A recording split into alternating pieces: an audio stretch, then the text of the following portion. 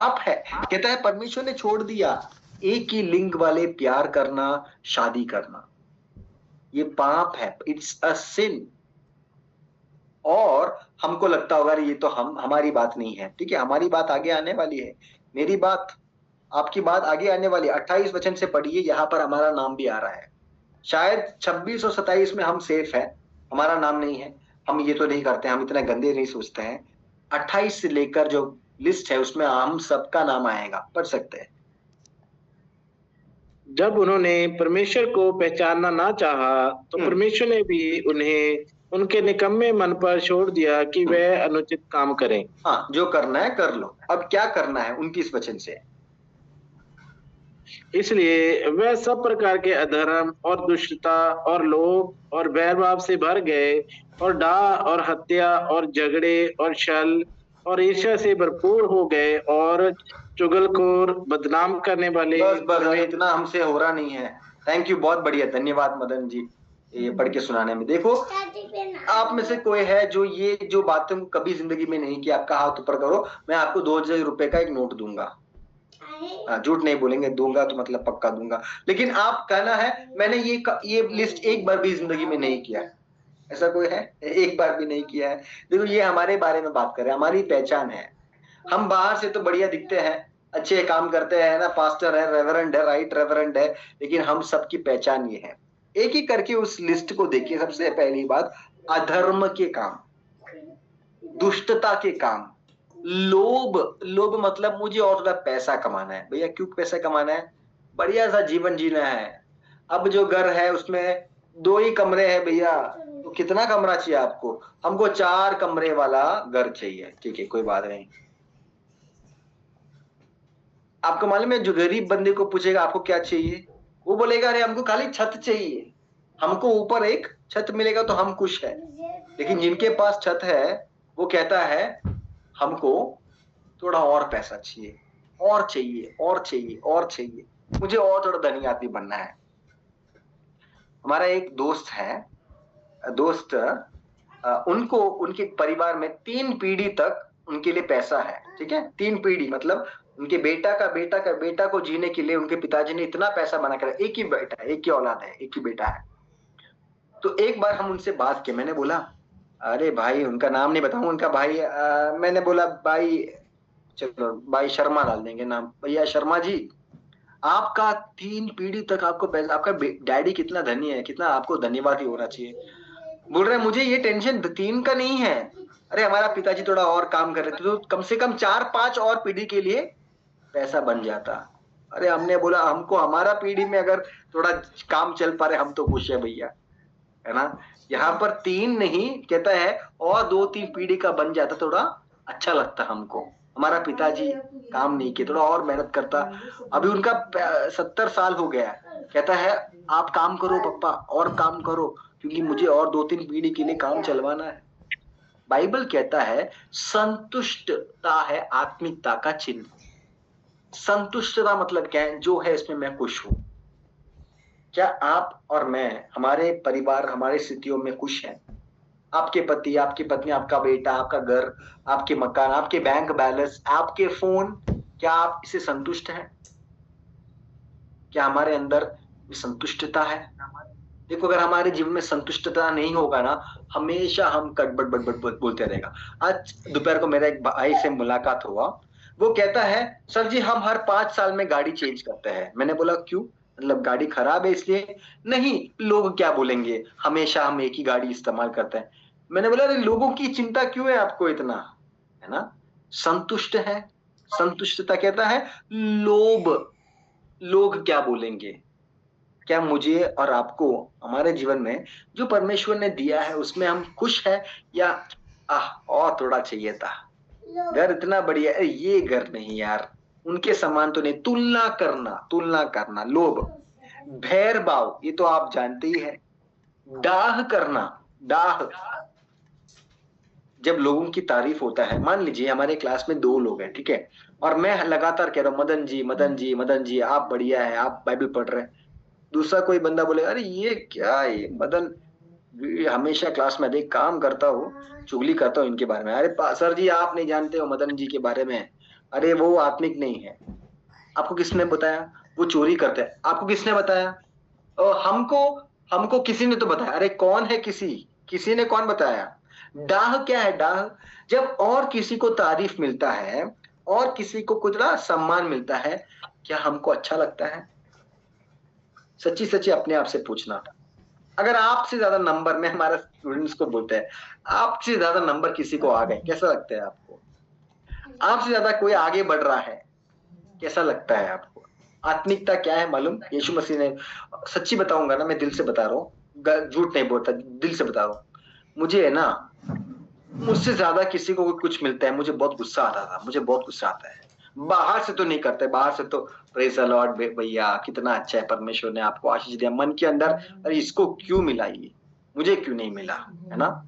तो कुछ दिनों पहले हम वचन पढ़ रहे थे, बाइबल में यीशु मसीह ने कहा, रोने वालों के साथ रो और आनंद मनाने वालों के साथ आनंद मनाओ। मतलब अगर मेरा एक दोस्त को मेरे से ज्यादा अगर उन्नति हो रहा है, वो आनंद मना रहा है, मुझे भी उसके साथ जाकर आनंद मनाना है। अगर मैं यीशु का चेला हूं, मुझे करना ही पड़ेगा। दुख में तो हम शामिल होते हैं, प्रभु की दया से किसी को कोई दुख हुआ तो हम जाते हैं, तो हमारे जीवन को हम देख रहे थे। हाँ, मैं परमेश्वर से बोल रहा था, परमेश्वर जब मेरे किसी को दुख होता है, मैं जाता हूँ, मदद कर, जितना हो सकता है उतना तो करता हूँ। लेकिन जब प्रमोशन मिलता है और किसी को, आपको मिलना तो और किसी को मिलता है, आपको मिलना था अवसर और किसी को मिलते, कैसा लगता है? बाहर से तो बोलता है प्रेज द लॉर्ड ब्रदर, अंदर के अंदर अरे इसको क्यों मिला। यहाँ पर यही कह रहा है, देखो ये संघर्ष है, पवित्र बनना है, यीशु के समान बनना है, वरना स्वर्ग में नहीं जाएंगे। कहता है बैर भाव, बैर भाव, डाह, गुस्सा आना, डा डा। मैं आपको एक सिंपल तरीका बताता हूँ, ठीक है? अगर आपको इसके ऊपर जयवंत, कितने लोग चाहते हैं डा के ऊपर जयवंत पाए? अगर आपके जीवन में डा नहीं है तो बहुत बढ़िया, आपको संघर्ष ही नहीं है, आप लोग आत्मिक लोग हैं। लेकिन मेरे जीवन में तो डा होता है। तो एक बहुत सिंपल तरीका है, मेरे जीवन में तो मदद हुआ है, आप भी शायद इस्तेमाल कर सकते हैं। मुझे एक व्यक्ति के ऊपर ना बहुत गुस्सा था, बहुत गुस्सा था, और मैं चाहता था कि मैंने परमेश्वर को बोला, परमेश्वर मैं जानता हूं ये गलत है, आप मुझे बचाओ इसमें से। तो मुझे ऐसा लगा परमेश्वर मुझसे कह रहा है आप उनके लिए प्रार्थना करो। क्या करो? प्रार्थना करो। तो मैं प्रार्थना भी किया, कुछ फर्क नहीं पड़ रहा है और गुस्सा बढ़ रहा है। तो परमेश्वर ने बोला, देखो दुकान में हम जाते डॉक्टर के पास, डॉक्टर क्या कहता है, बेटा एक काम करो, ये सुबह खाना, दोपहर को खाना, शाम को खाना, गोली देते हैं ना, 3 बार खाना है और 1 हफ्ते के बाद आना, ठीक है? 3 बार। तो हम क्या करने लगा मालूम है, जानबूझकर हम ऐसा करने लगा, परमेश्वर सुबह दोपहर शाम 3 बार हम प्रार्थना करें, परमेश्वर भाई XYZ के लिए प्रार्थना करते, परमेश्वर आप उसको आशीष देना, मुझसे ज्यादा आशीष देना, उनका परिवार में उन्नति होने पाए, उनका हर क्षेत्र में उन्नति है। आपको मालूम है, मैं अपना गवाही बता रहा हूं, धीरे धीरे मुझे इस व्यक्ति के प्रति प्यार होने लगा। एक दिन में नहीं हुआ, समय लगा, लेकिन धीरे धीरे क्या हुआ, क्योंकि दिन प्रतिदिन यही कर रहा है, प्रार्थना कर, आशीष दो, आशीष दो, आशीष दो, परमेश्वर आप उसको आशीष देना, आशीष देना। इससे क्या होगा मालूम है, हमारा डाग कम होगा। आप चाहिए तो ट्राई कर सकते हैं, किसी 1-2 व्यक्ति का चेहरा अगर याद आ रहा है तो आप उनका नाम लिखिए और उनके लिए प्रार्थना कीजिए, परमेश्वर आप उसको आशीष देना। तब जब उनके जीवन में कोई उन्नति होगा ना, आपको डाह नहीं होगा। ये तुरंत नहीं होगा, लेकिन परमेश्वर हमें मदद करेगा। डाह, डाह, झगड़ा, छल, ईर्ष्या, चुगलखोर, मैं केवल आपको बता रहा हूं, किसी को मत बताना, प्रार्थना करने के लिए बोल रहा हूं। मैंने सुना वो व्यक्ति है ना, वो थोड़ा नशा करता है, आपने देखा आपकी आंखों से? नहीं नहीं, मैंने सुना। किसने बोला? वो उसी ने बोला। कौन? नाम बताओ। किसी लोगों ने कहा। कौन है किसी लोग? कुछ लोगों ने कहा। कौन है कुछ लोग? मैं और मेरा परिवार। बहुत लोगों ने बोला आप खराब है। कौन बहुत लोग? मैं और मेरा भाई। हम बोलते हैं ना, देखो कई बार हम प्रार्थना में बोलते हैं, परमेश्वर मैं तो गधा हूं, मैं तो अभागा हूं, मैं तो नीच हूं, मैं तो गरीब हूं, मैं तो गधा हूं, मैं तो कीड़ा हूं। अगर मैं आपको कीड़ा बुलाएगा तो आप कल के क्लास में नहीं आएंगे, है ना? हम अपने आप के बारे में तो कहते हैं हम छोटे हैं, लेकिन कोई और अगर आपको बुलाएंगे ऐसा, कैसा लगेगा?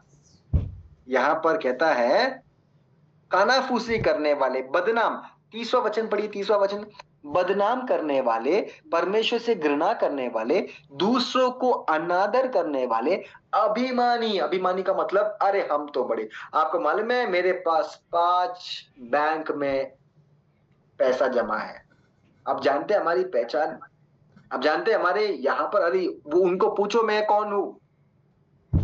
एक बार एक गांव में सेवा करने जा रहे थे, तो फिल्म शो दिखा रहे थे हम बिहार में। तो कुछ आरएसएस वाले आए और बोला यहाँ फिल्म शो नहीं दिखाएंगे, तोड़ के फेंक देंगे, हम सब निकल जाओ यहाँ से। तो हमने कहा पास्टर जी एक काम करेंगे, चले जाते यहाँ पर, है ना। पास्टर जी ने क्या बोला मालूम, ए उसके बाद क्या बोला मैं नहीं बोलूंगा, कुछ गाली वाली दिया और कहा तुम पूछो कौन है इंदल सागर, कौन है पूछो, बता देंगे कौन है हम, हमारे परिवार जानते हो, तोड़ के रख दूंगा सबको, आज यहाँ पर ही हम फिल्म शो दिखाएंगे, जो करना है कर लो, पूछ लो जाके गांव में हमारा नाम कौन है। भैया पास्टर बोल रहा है, मैंने बोला पास्टर जी एक काम करेंगे, आप लोग करो फिल्म शो, हम निकल रहे हैं, हमारी मसीह पहचान चला गया, वो हमसे बात कर रहा है और वो बंदा हमको बोल रहा है देखो आप कम से कम समझदार है सर जी, बाकी ये कौन है ये बंदा।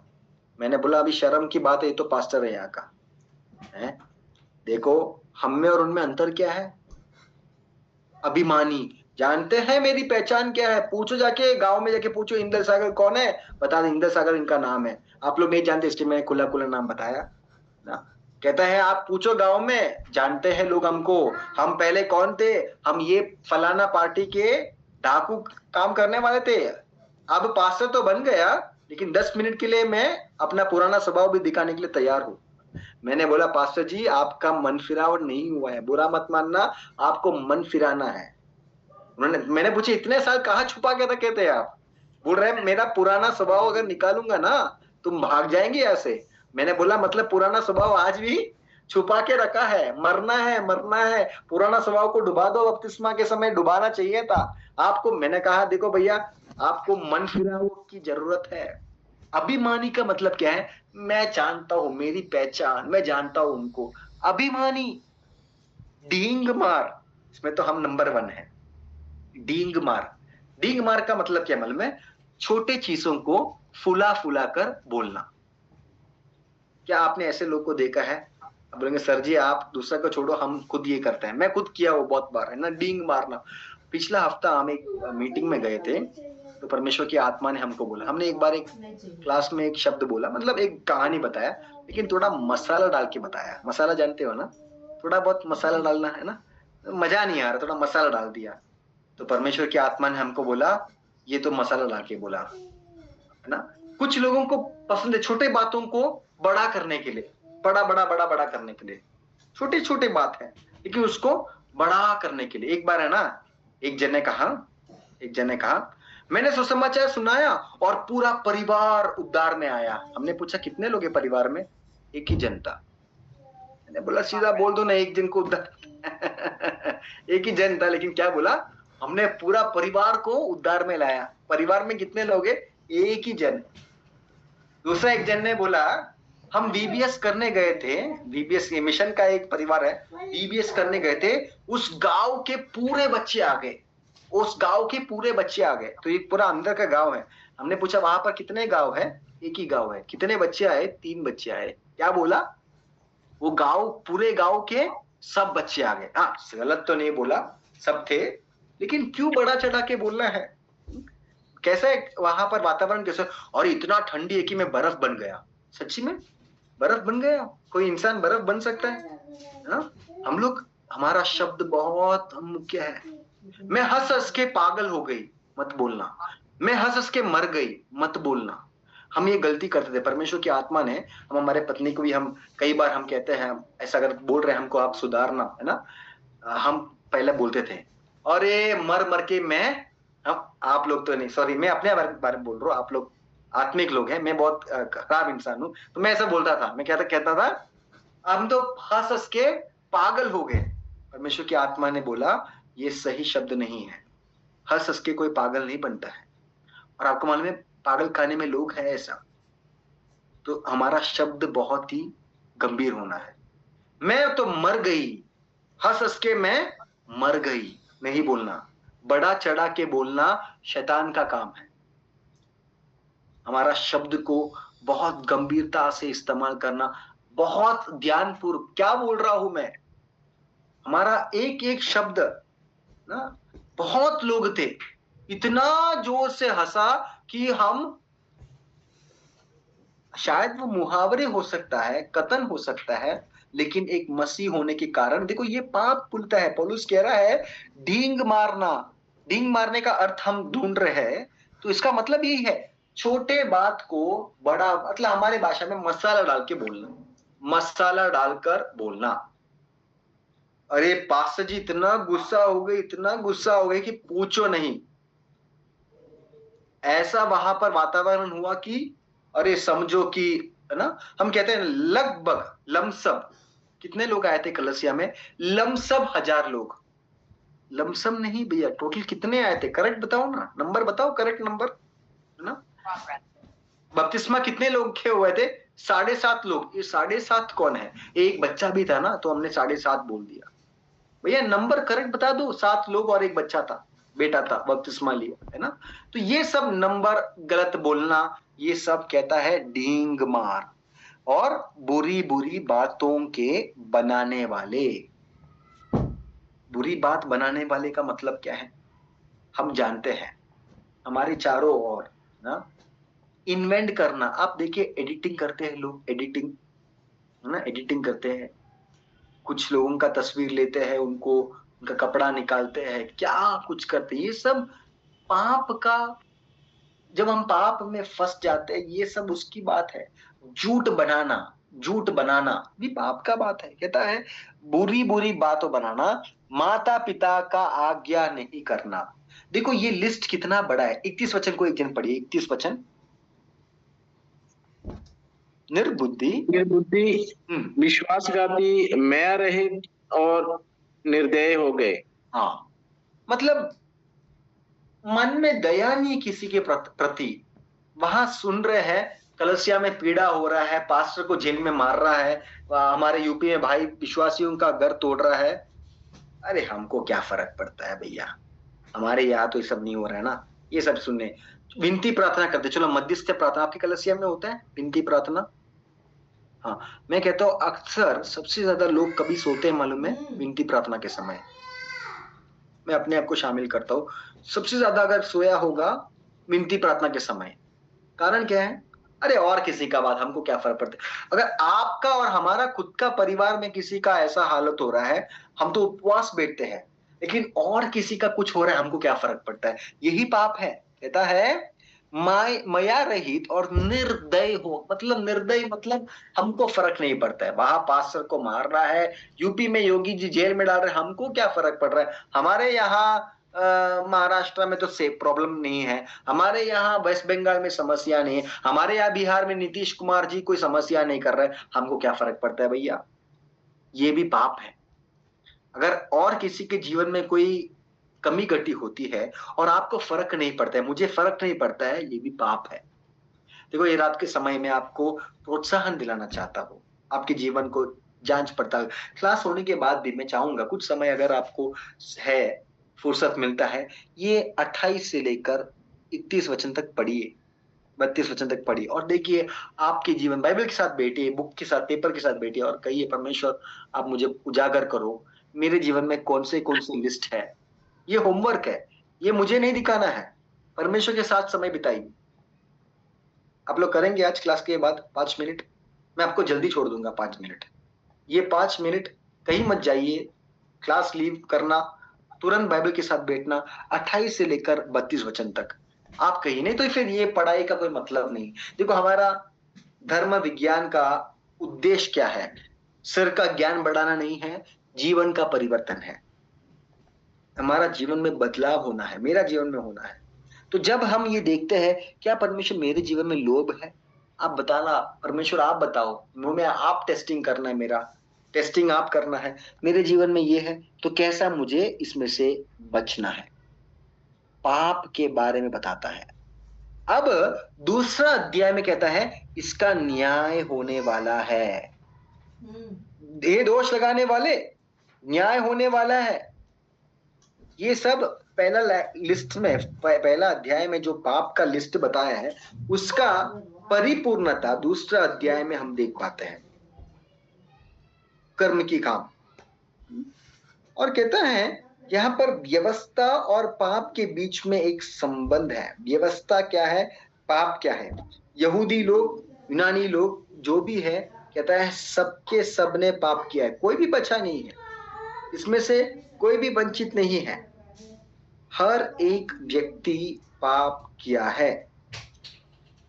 24वां वचन पढ़िए, दूसरा अध्याय का 24वां वचन।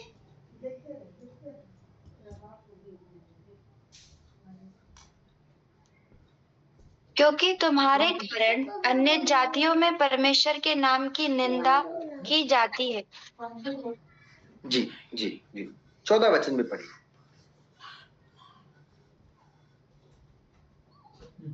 फिर जब अन्य जाति लोग जिनके पास व्यवस्था नहीं स्वभाव से व्यवस्था की बातों पर चलते हैं, तो व्यवस्था उनके पास न होने पर भी वे अपने लिए आप ही व्यवस्था है।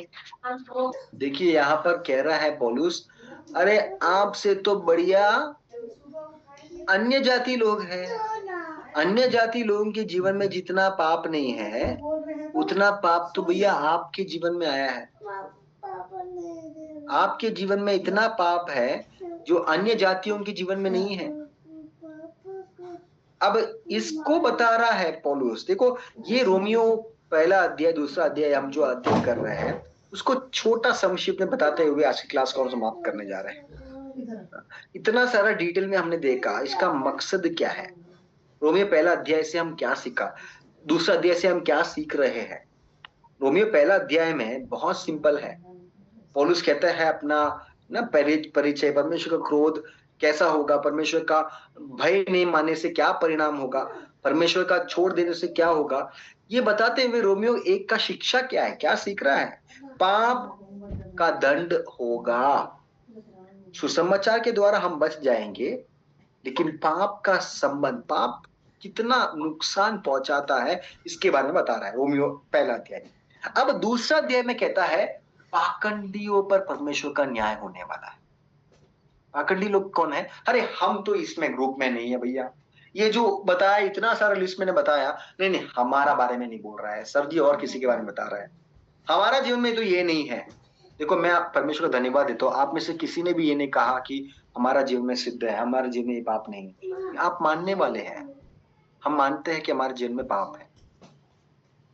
लेकिन दूसरा अध्याय 1 से 16 वचन में कहता है वो पाखंडी लोग जो कहता है वो ठीक नहीं है, ये ठीक नहीं है, हम तो ठीक है भैया, हमारे में कोई गलत नहीं है, कहता है भैया मार मिलने वाला है, मार मिलेगा। परमेश्वर के न्याय में पक्षपाती नहीं है, सबको मार मिलेगा। अगर आप कहेंगे आप पाप नहीं कर रहे हैं, आपको मार मिलेगा। मैं एक घटना बताना चाहूंगा। ये घटना जहां पर ना एक जगह में एक पास्टर एक घर में गया, तो वहां पर एक जन ने बोला हमारे लिए प्रार्थना कीजिए पास्टर जी। प्रार्थना करेंगे, चलो प्रार्थना करेंगे। क्या प्रार्थना करूं? अब प्रार्थना करिए। हमारे बगल में ना, बगल वाले घर वाले बहुत बहुत परेशान करते हैं हमको, दिन रात प्रार्थना करने देता नहीं है। वो हिंदू लोग है, तो हम प्रार्थना कीजिए। ठीक है, हम प्रार्थना करेंगे। ठीक है, अच्छा एक काम करिए, हमारे ना ये जो बगल के बगल में जो घर है ना, वहां पर एक दीदी है, वो हमारे खिलाफ जादू टोना करते हैं, उनके लिए भी दुआ कीजिए, उनके लिए। ठीक है, प्रार्थना करें। उसके बाद कहता है भैया हमारे बेटे के लिए प्रार्थना कीजिए, बेटा ठीक नहीं। फिर कहता है हमारे पत्नी के लिए प्रार्थना करिए, वो ठीक नहीं है। फिर कहता है हमारे मम्मी के लिए प्रार्थना करिए, वो कभी बाइबल नहीं पढ़ती है। अरे हम तो कह रहे हैं भैया आपके लिए प्रार्थना होनी चाहिए, सबसे पहला आपके लिए प्रार्थना करनी है।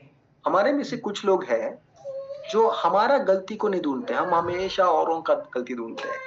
तो वहां पर कह रहा है, ये पूरा लिस्ट पढ़ने के बाद कहता है नहीं नहीं हम तो ये लिस्ट में नहीं आते, ये और किसी के बारे में बात हो रहा है। उनके लिए कह रहा है न्याय सबके साथ होने वाला है। क्यों? 16 वचन 2 का 16।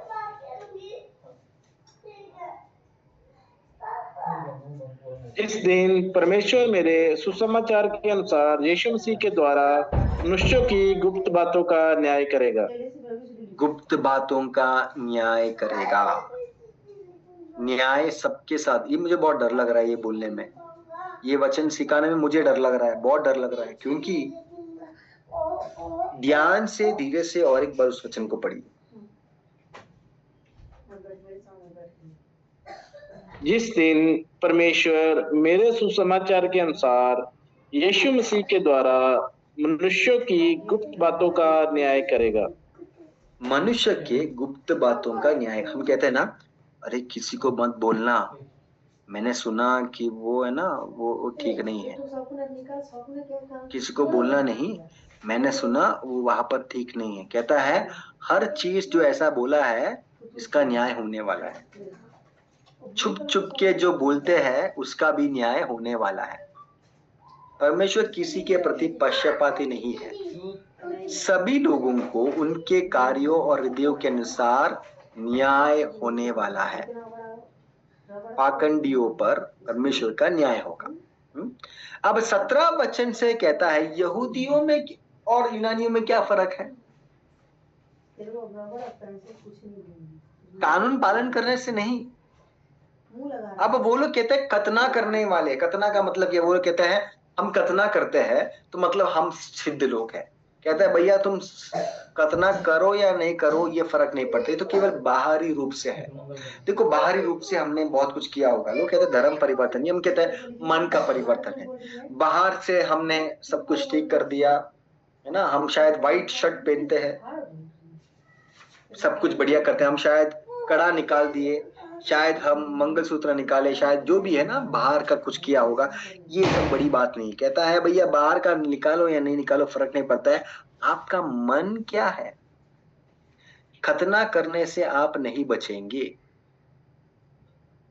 सच्ची खतना केवल बाहरी रूप से नहीं है, हृदय से होती है। पौलुस यहूदियों से कहता है वे अपने धर्म पर गर्व करते। देखो यहूदियों को एक घमंड था, क्या था? अरे हम तो कानून के लोग हैं, हम तो कतना भी करते हैं। ये कतना को लेकर नए नियम की कलीसिया में बड़ा झगड़ा हुआ था तीमुथियुस के साथ। पौलुस को जबरदस्ती हमारे बेचारे तीमुथियुस को पकड़ के कतना करवाना पड़ा। आप लोग सब जानते हैं कतना क्या है? जानते हैं ना कतना? सुने हैं ना कतना शब्द? जी। अब पौलुस को तीमुथियुस को ये करना पड़ा। कतना को लेकर बात हो रहा है, बड़ा बात हो। हम अभी हमारे भाषा में बोलेगा तो हम तो कलीसिया में जाने वाले हैं, हम तो दशमांश देने वाले हैं, हम तो फास्टिंग प्रेयर में जाने वाले हैं, हम कलीसिया में सेवा करने जाने वाले हैं, हम तो पास्टर के साथ रहते हैं, हम पास्टर के घर में जाके रोटी बना के देते हैं। भैया ये सब करो, ये सब बाहर का काम है, इससे आप बचेंगे नहीं। ये बोल दिया तो बुरा लग गया। यहूदी लोग बोलते अरे क्या बोल रहे हो आप, हम तो कतना करने। अब्राहम को जानते हैं, हमारा पिता कौन है? अब्राहम। हमारा पहचान बड़ा बड़ा पहचान है। आप जानते हैं हमारा प्रॉफिट पापा जी से हमारा मुलाकात हुआ है। अब पिछले दिन हमने एक खबर सुना, एक जगह में प्रार्थना करने के लिए एक जगह गया और कहा पापा जी प्रार्थना कीजिए। पापा जी ने कहा अच्छा बेटा प्रार्थना फ्री में नहीं होता है, 25,000 रुपया जमा कर दो प्रार्थना कर लेंगे। 25,000 रुपया जमा कर दो, हम आपके लिए दुआ करेंगे। दूसरा एक जगह में हम सुन रहे थे, हमारे बहुत सारे विद्यार्थी हैं यहाँ भारत के हर एक गांव में सेवा करते हैं, तो कहते हैं सर जी हमारा यहाँ पर एक पास्टर जी कह रहे थे पानी का बोतल प्रार्थना करके देंगे, पानी का बोतल प्रार्थना करके दे देंगे है ना, लेकिन पैसा देना है 3,000 रुपया है एक पानी का बोतल को। हम कह रहे थे पूरा वो गांव में पानी दिला सकते 3,000 रुपया है तो ना। मैंने पूछा वो फोटो दिखाइए कितना रुपए का है? बोलते सर जी 10 रुपए का बोतल है। 10 रुपए का बोतल को 3,000 कैसा हो गया? पापा जी प्रार्थना किया। अरे ये सब देखो न्याय होने वाला है, ये सब बड़ी बात नहीं है, बाहर की बात बड़ी नहीं है, मन में क्या चल रहा है। ये लोग यहूदी लोगों को घमंड था। आपको मालूम है एक बात, बुरा मत माना, हम कोई यहूदी नहीं थे। हम कौन थे? अन्य जाति थे। ये यहूदी लोग ने इनकार कर दिया ना, इसलिए हमको मौका मिला। हम तो बहुत धन्यवाद ये परमेश्वर, हम तो बच गए। यहूदी लोगों ने जब ना बोल दिया, परमेश्वर ने बोला प्रिंस भाई आप आ जाओ। आपका पूर्व पिता कौन है? हिंदू। केहर सिंह आपका कौन है? हिंदू। दीपा जी हिंदू, सब हिंदू। आपको मालूम भारत में हम सब कौन थे? पहले हिंदू लोग थे। मानो ये नहीं मानो, हमारे पूर्व पिता सब हिंदू लोग थे। तो हम कैसे बचे? हम तो अन्य जाति भैया, हम सब अन्य जाति थे। क्यों बचा? क्योंकि यहूदी लोग ने घमंड करने लगा, हम तो कतना किया है। परमेश्वर ने बोला अरे भैया कतना करने वाले बाहर जाओ। कौन कतना नहीं किया है? भैया हमने नहीं किया, हम तो इंडिया वाले भारत में रहते, हम मुंबई वाले हैं। हम यूपी वाले हैं, तुम आ जाओ, चलो तुम आ जाओ। क्यों? ये लोग कतना में घमंड नहीं करेंगे, ये लोग कहेंगे परमेश्वर विश्वास से हम बच गए, विश्वास से हमारा धार्मिकता हुआ। हमने तो कतरा नहीं किया है भैया, तो हम कैसा बचेंगे? एक ही चीज से, हमने विश्वास कर दिया। क्रूस का जो चोर, मैं हमेशा सोचता हूँ क्रूस पर जो चोर था ना जिसका उद्धार हुआ, कितना बाइबल क्लास किया जोए में बीटेच किया, सीटीएस किया, संडे स्कूल में गया, फास्टिंग प्रेयर में गया, कुछ नहीं किया, फिर कैसा बचा मालूम? एक ही चीज, विश्वास कर दिया, बचा दिया। उसको पूछेगा अरे तुम कैसा पहुंच गए यहाँ पर? अरे भैया आप तो चोर थे ना, डाकू किए, बलात्कार किए, तुम कैसा बच गए? अरे हमको नहीं मालूम, हमारे बगल में एक बंदा था, उन्होंने बोला तुम आ सकते हैं, बगल वाले ने बोल दिया तुम आ सकते हैं और हम बच गए। यहाँ कहता है सच्चा कथना बाहर का नहीं है, हृदय का है।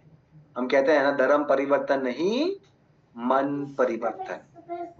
बहुत बढ़िया एक गीत है, वेश बदला क्या हुआ, मन तो बदलना चाहिए। वेश बदला क्या हुआ, मन बदलना चाहिए। यहाँ पर वहां पर पौलुस कह रहा है सच्चा कथना क्या है।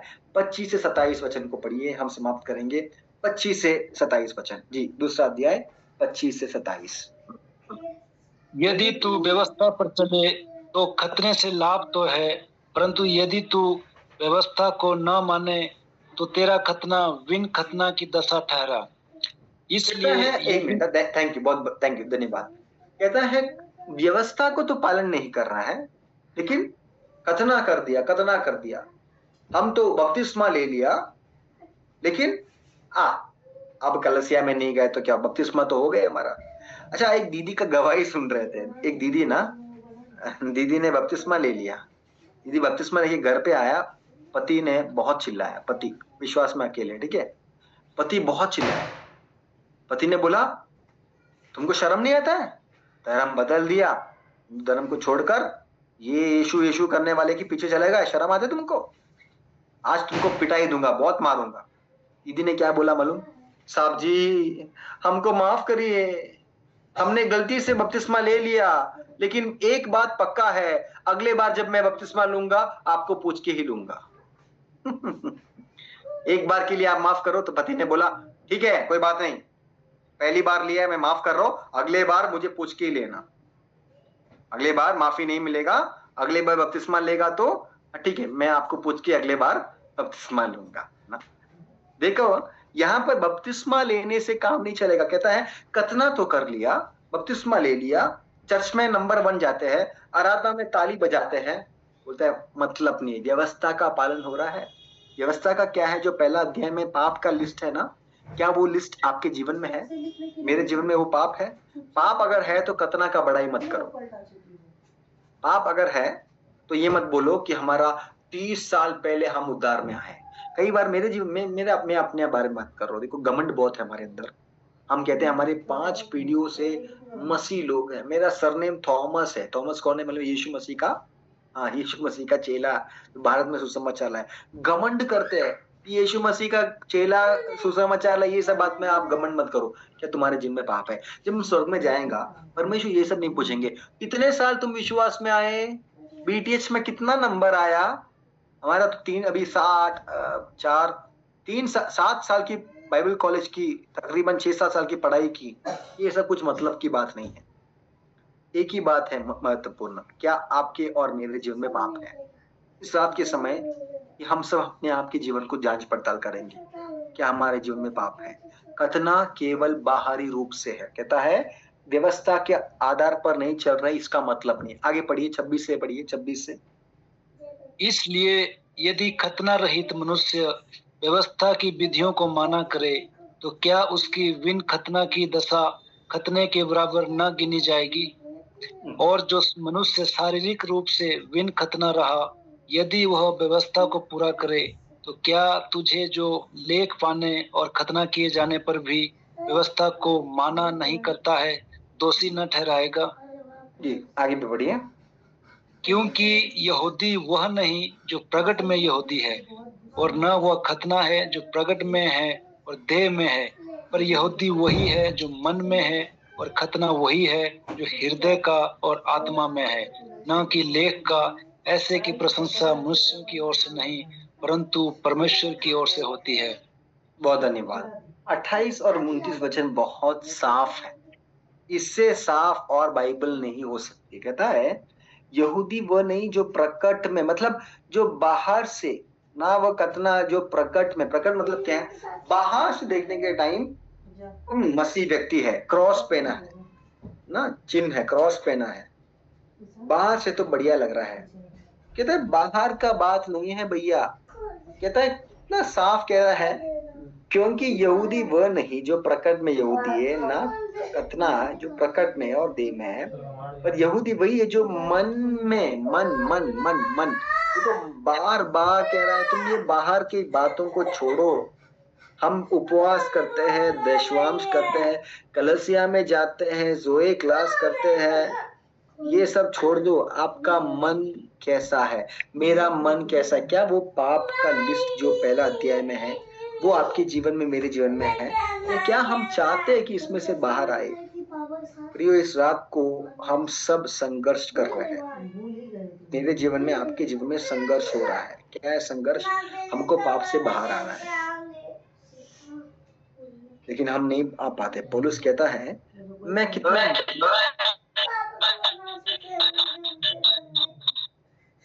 पौलुस कहता है मैं कितना नीच हूँ, मैं जो करना चाहता है वो मैं नहीं करता हूँ, जो नहीं करना चाहता है वो मैं करता हूँ। हमारा ये पाप का दुर्दशा से हमें बाहर आना है। सच्चा कथना क्या है, बहुत ही स्पष्ट जरिए में बताया है। तो रोमियो 2 अध्याय से हम क्या सीखते हैं? परमेश्वर का न्याय सभी के लिए समान है। आप भले यहूदी हैं, कथना किया है, फर्क नहीं पड़ता। ये बाहरी धार्मिकता पर्याप्त नहीं है। बाहर से हमने कथना कर लिया है तो क्या फर्क नहीं पड़ता है।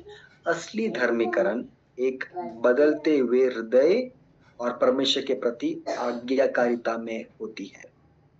असली धर्मीकरण कैसा हम धर्मी बनते हैं? एक बदला हुआ हृदय,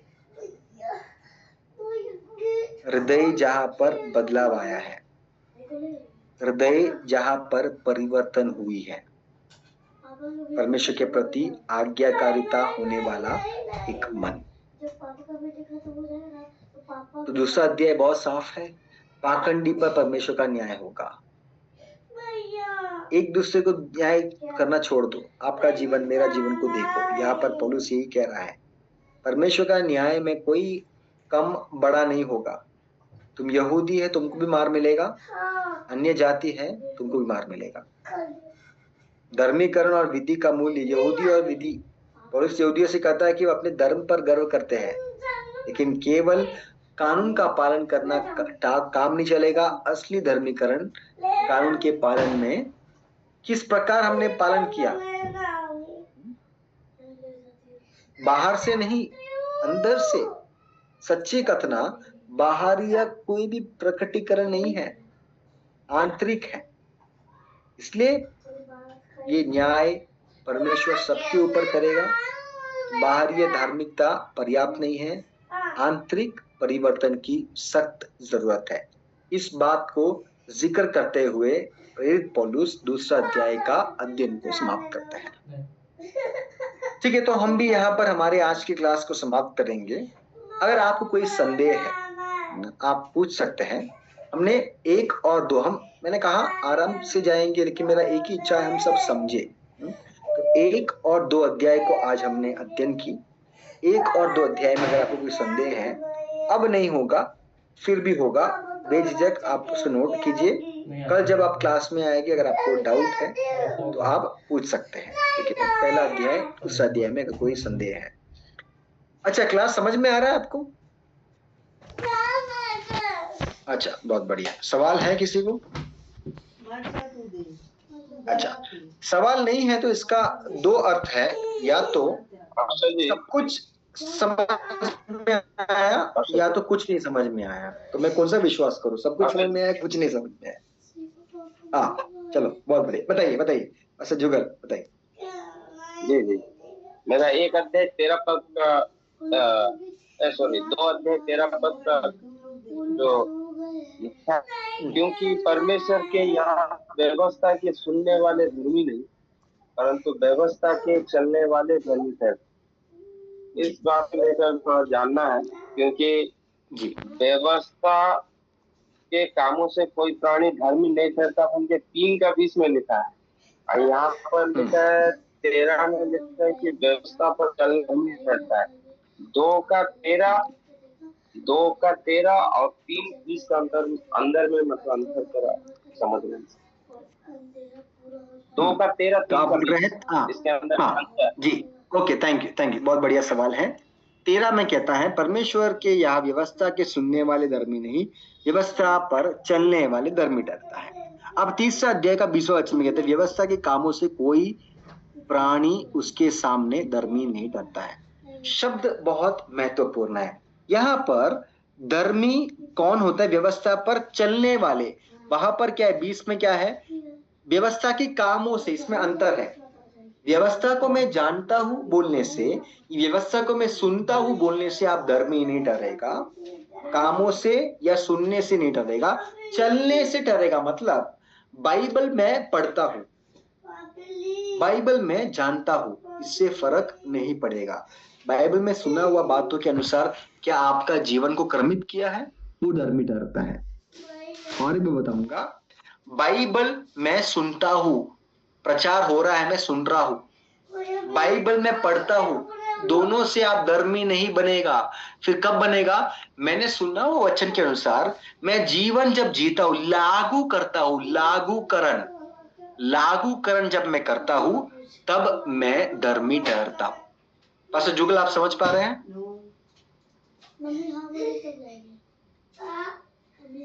नेटवर्क थोड़ा कम है लगता है वहां, आपका नेटवर्क लो दिखा रहा है, मैं सुन नहीं पा रहा हूं।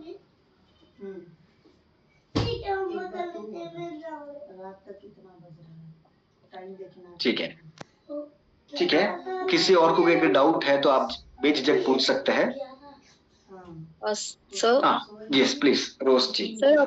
सर आपने कहा कि जैसे हम ऐसे यूज करते हैं, जैसे बोलते हैं कि लगभग इतने लगभग करके वर्ड यूज करते हैं। तो सर अगर जैसे कभी होता है कि हमें एग्जैक्ट उस चीज का जैसे हमने कोई अमाउंट बताना है, कोई इतने लोग वहां पे हैं, तो हम लगभग करके कभी यूज कर देते हैं, जी, वो जी। पाप? नहीं ये पाप नहीं है। संदर्भ मुझे अगर बड़ा चढ़ा के बोलना है, देखो अभी मैं कहता हूँ लगभग, मुझे मालूम नहीं है किस चीज के बारे में, तो कहता हूँ लगभग इतने लोग थे, उसमें गलत नहीं है। जब मैं रिपोर्ट बनाता हूँ, रिपोर्ट ये मिशन में जो सेवा करते हैं ना, रिपोर्ट बनाता है, रिपोर्ट, तो ज्यादा बताने से ज्यादा रिपोर्ट सपोर्ट सिस्टम, रिपोर्ट दे दो सपोर्ट मिलेगा, तो तब बड़ा चढ़ा के बोलते हैं। 3 लोग था लेकिन 30 लोग लिखते हैं, 1000 लोग था 10,000 लिखते हैं, वो गलत है। अब मान लो जब मैं काम कर रहा हूँ, आप मुझे पूछ रहे हो थोड़ा सिलाई मार के देगा, बोल रहा हूँ पैसा कितना होगा, लगभग 50 रुपया होगा, मुझे नहीं मालूम लेकिन लगभग, गलत नहीं है, पाप नहीं है। मैं नहीं जानता हूँ और लगभग बोल रहा हूँ तो ठीक है, लेकिन मैं जानता हूँ फिर भी लगभग बोल रहा है, इसका मतलब क्या? झूठ है। मुझे अगर मेरा इरादा ठीक नहीं है तो गलत है वो। अगर मेरा इरादा ठीक, मैं नहीं जानता हूँ, अब कोई आपको पूछ रहा है आप पिछले बार है ना वहां गए थे ना, कितना रुपया होता? अरे दीदी मुझे याद नहीं है, लगभग 15 रुपए, मुझे याद नहीं है, अभी 2-3 साल हो गया, लगभग, वो गलत नहीं है। लेकिन अगर जानबूझ के आपको मालूम है फिर भी बड़ा चढ़ा के बोल रहा है लगभग, वो गलत है। समझ में आया आपको? अंतर समझ में आया? जी सर, थैंक यू सर। ठीक है ओके। इफ हमें अंग्रेजी में कहता है if you are hungry you will be angry. हम अक्सर कहते हैं if you are hungry you will be angry. अब 11 बज गए, तो आपको अगर भूखा लगे रहा है तो आप गुस्सा भी करेंगे मेरे ऊपर, तो हम समाप्त करेंगे कल हमारे क्लास में। अच्छा आप लोग कल क्लास में जुड़ेंगे? मैं आपसे झूठ नहीं बुलवाना चाहता हूँ, अगर नहीं जुड़ेंगे तो नहीं, कोई बात नहीं, बोल सकते हैं। सब लोग जुड़ेंगे? जी सर। अभी सुना एक अध्याय में बहुत खतरनाक बात है ना, हाँ सच्ची बात बोलना है। हाँ ठीक है। अच्छा तो मैंने कहा आप कृपया थोड़ा समय अगर होगा तो निकालिए, पहला अध्याय 28 से 32 वचन एक बार पढ़िए और केवल परमेश्वर से बोलिए, परमेश्वर इसमें कोई बात अगर मेरे जीवन में है थोड़ा खोल के बताइए हमसे ना, पर्सनल बात, व्यक्तिगत बात, पवित्र आत्मा कुछ है तो बताइए, और आप मुझे बचाओ इसमें से, और ना पाप से हमें बाहर आना है। ठीक है, हम लोग मिलकर प्रार्थना करेंगे, क्लास को समाप्त करेंगे। धन्यवाद यीशु, थैंक यू जीसस। पिता परमेश्वर हम आपके पास आते हैं, परमेश्वर आप हमें बहुत अच्छे से वचन सिखा रहे हैं, पवित्र आत्मा हमें सिखा रहा है परमेश्वर कि केवल हमारा जानकारी में सीमित नहीं होना है, हमारा जीवन में कार्य होना है। परमेश्वर हमारे जीवन में बहुत पाप है, हम कुल्ले कुल्ले बता रहे हैं परमेश्वर। आपका वचन कहता है जो कहता है वो पाप नहीं करता है वो अपने आप को धोखा दे रहा है। हम धोखा नहीं देना चाहते हैं, हम कुल्ला कुल्ला बता रहे हैं हमारे अंदर बहुत पाप है, हमने बहुत ढींग मारा है, गलत बोला है, झूठ तो हम बहुत बोलते हैं। परमेश्वर प्लीज हमें क्षमा करिए, हमारे पापों से बचाइए, पवित्र बनाइए ताकि हम निर्दोष होकर स्वर्ग में पहुंचने पाए। दूसरा देव हमने सीखा परमेश्वर आपका न्याय होने वाला है, गुप्त बातों पर होता है। हम बहुत बार बाहरी चीज पर घमंड करते हैं, हम बड़े बड़े बातों को बोलते हैं, लेकिन नहीं परमेश्वर बाहर की बात नहीं, आप तो मन की सच्चाई को जानते हैं। आप हमें निर्दोष बनाना यीशु मसीह के नाम से मांगते हैं। ओके परमेश्वर आपको आशीष दे, कल मिलेंगे। सबको जय मसीह, good night. Thank you sir, praise Lord.